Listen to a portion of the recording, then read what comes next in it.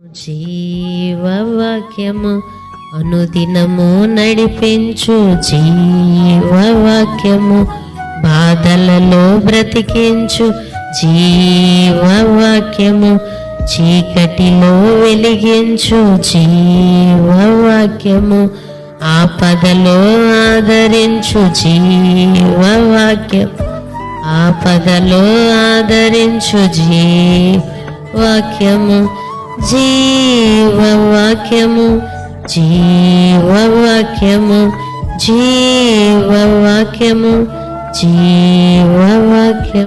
దేవుని నామానికి మహిమ కలుగొనుగాక. క్రీస్తునందు ప్రేమైన దేవుని బిడ్డలారా, ఈ దినము నవంబర్ 4వ తేదీ లేఖన భాగము హెబ్రీయులకు రాసిన పత్రిక 1వ అధ్యాయములో నుండి దేవుని యొక్క వాగ్దానము 2వ వచనము.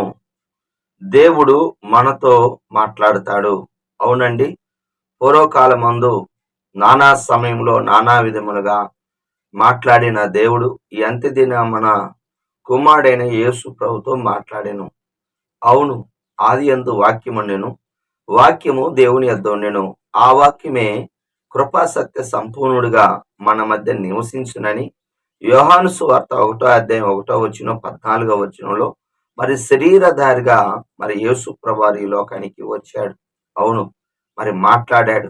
పూర్వకాలంలో మరి మాట్లాడిన దేవుడు ఈ అంత్య దినమున ఎక్కువగా సేవకుల ద్వారాను వాక్యము ద్వారా మాట్లాడతాడు.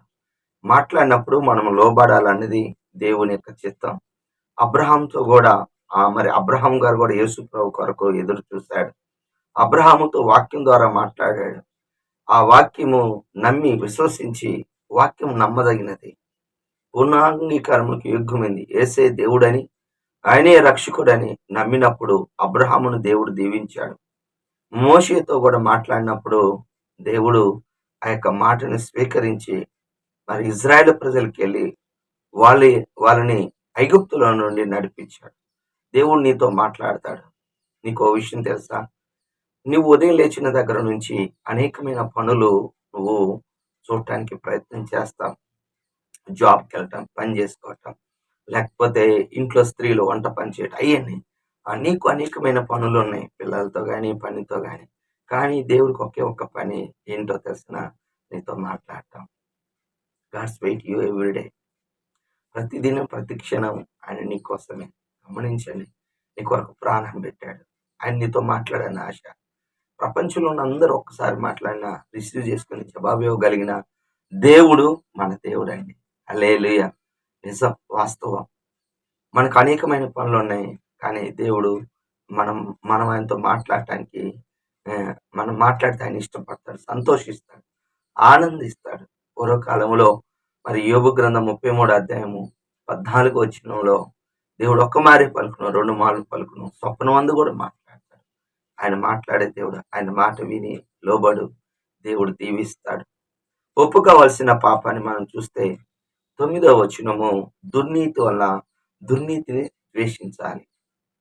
అంటే ఆ బిలాం అనే ప్రవక్త 2 పేతురు 2:16లో దుర్నీతి వల్ల కలుగు బహుమానాన్ని ప్రేమించాడు. బాలాకు దగ్గర డబ్బు తీసుకొని దేవుని బిడ్డల్ని మరి దూషించటానికి, శపించటానికి డబ్బు తీసుకున్నాడు. అందువల్లే దుర్నీతి వల్ల సంపాదించుకోవాలనుకున్నాడు. దాంతోనే ప్రాణం పోగొట్టుకున్నాడు. జాగ్రత్త, దుర్నీతి వల్ల సంపాదించవద్దు. నీతిగా కొంచెమైనను చాలు, అది చాలా సంతోషకరంగా ఉంటుంది.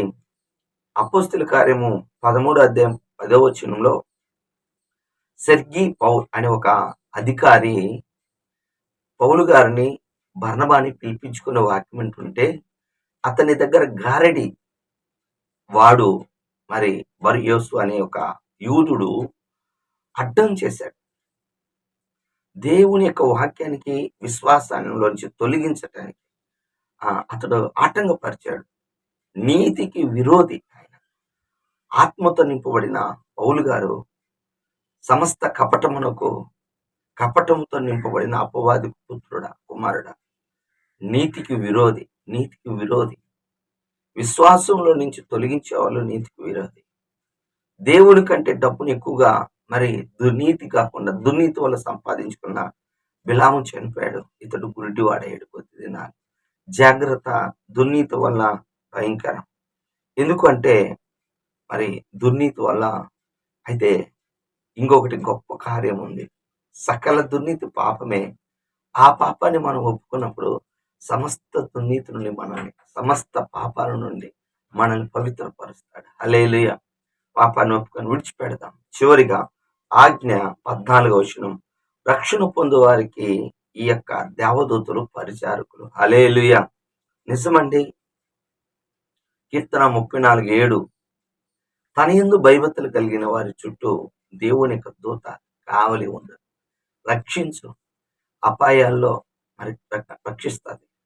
అపోస్తలుడైన పౌలు గారు ఓడ బద్దలవుతున్న దాదాపు 276 మంది ఉన్న ఆ ఓడ పగిలిపోతున్న సమయంలో ప్రార్థన చేస్తే దేవుని యొక్క దూత, భయపడకము, వీళ్ళందరూ నేను అప్పచెప్తాను, వాళ్ళ తల వెంట్రుకలు ఒక్కటి కూడా రాలదా.